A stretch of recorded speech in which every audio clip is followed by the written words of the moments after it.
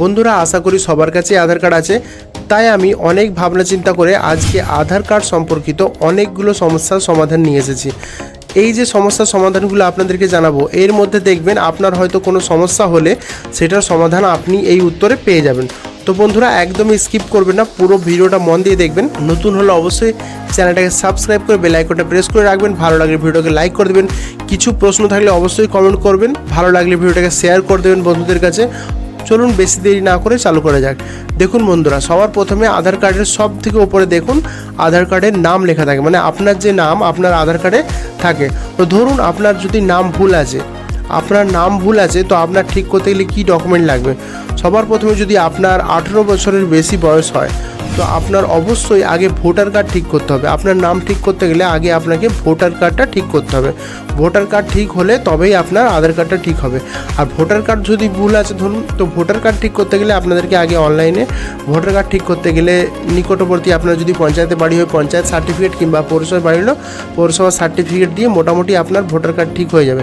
Voter card দেখবেন আনুমানিক 20 থেকে 30 দিনে ঠিক হয়ে যাবে। ভোটার কার্ড ঠিক হয়ে গেলে প্রিন্ট আউট বার করে ল্যামিনেশন করে সেটা নিয়ে আপনি আধার কার্ড ঠিক করতে পারবেন।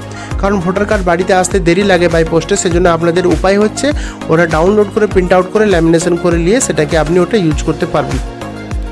ঠিক আছে বন্ধুরা, ঠিক সেরকমভাবে যদি আপনার জন্ম তারিখ ভুল থাকে, ধরুন আপনার জন্ম তারিখ ভুল আছে, তো সেটা ঠিক করতে গেলে আপনাদের কি লাগবে দেখুন। আপনার জন্ম তারিখ ঠিক করতে গেলে আপনার তিনটে ডকুমেন্টের মধ্যে যে কোনো একটা ডকুমেন্ট থাকলেই হবে। যেমন প্রথম ডকুমেন্ট হচ্ছে জন্ম সার্টিফিকেট।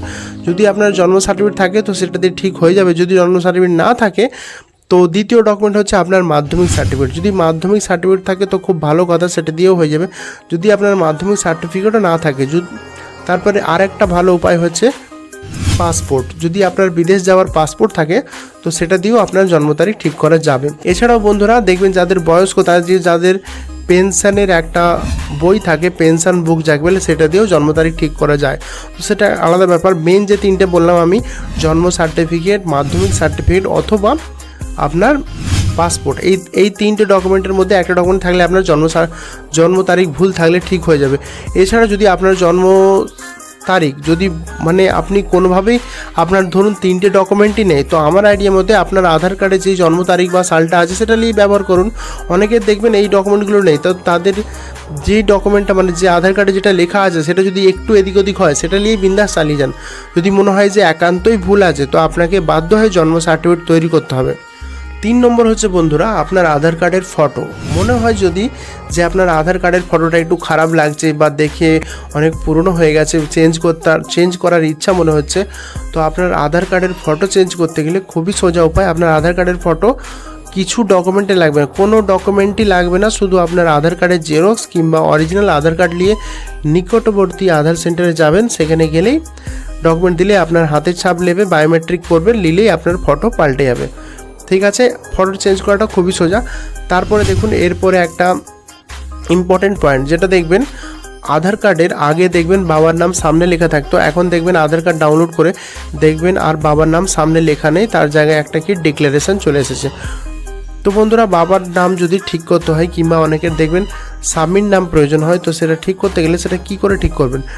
তো এই আধার কার্ডের বাবার নাম আর স্বামীর নাম আপনারা নিজেরাই বাড়ি থেকে বসে ঠিক করতে পারবেন।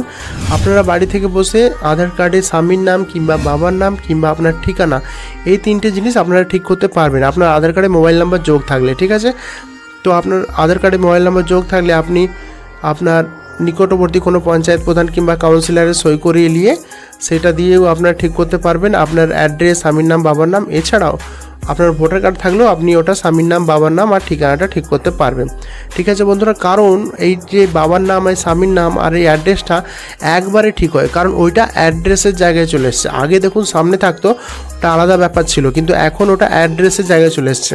এখন যদি আপনার বাবার নাম ঠিক করতে চান তো আপনার অ্যাড্রেসটাকেও আপনার আবার রিপিট করে লিখতে হবে। সেম লিখতে পারেন, কিছু চেঞ্জ করতে চাইলে চেঞ্জও করতে পারেন। ঠিক আছে বন্ধুরা, ঠিক সেরকমভাবে যদি আপনি অ্যাড্রেস ঠিক করতে যান তখনও দেখবেন আপনার সেখানে বাবার নাম কিংবা স্বামীর নাম কিংবা আপনার গার্জেনের নাম ওখানে লিখতে বলছে, তো অবশ্যই মনে করে লিখে দেবেন। আর যদি বাবার নাম লেখেন তো সন অফ, ডটার মানে লিখে দেবেন, কেয়ার অফ বলে লিখবেন না। বাবার নাম লিখলে যদি ছেলে হিসেবে অ্যাপ্লাই করেন তো সন অফ লিখবেন, মেয়ে হিসেবে অ্যাপ্লাই করলে ডটার অফ লিখবেন, এটা মনে করে লিখে দেবেন। কারণ অনেক সময় দেখেছি কেয়ার অফ লিখলে কোথাও জমা দিলে সেখানে প্রচণ্ড অসুবিধার সম্মুখীন হতে হয়, তো এই জিনিসটা খেয়াল রাখবেন, ঠিক। এরপরে লাস্ট যে পয়েন্টটা দেখবেন, অনেকের আধার কার্ডে মোবাইল নাম্বারই যোগ নেই। তো আধার কার্ডে মোবাইল নাম্বার যোগ এখন অনেক জায়গায় হয়, দেখবেন নিকটবর্তী সিএসপি সেন্টার বা যে কোনো পোস্ট অফিসের লোক দেখবেন যখনও ক্যাম্প করে আধার কার্ডে মোবাইল নাম্বার যোগ করে থাকে। এছাড়াও যদি আদার্স কিছু প্রবলেম থাকলে তো অবশ্যই আমাকে কমেন্ট করবেন, কুইক উত্তর পাবেন। ভালো লাগলে ভিডিওটাকে লাইক করে দেবেন, বন্ধুদেরকে শেয়ার করে দেবেন, আর অবশ্যই চ্যানেলটাকে সাবস্ক্রাইব করে বেল আইকনটা প্রেস করে রাখবেন। তো আজকের জন্য এই পর্যন্তই, টাটা বাই বাই।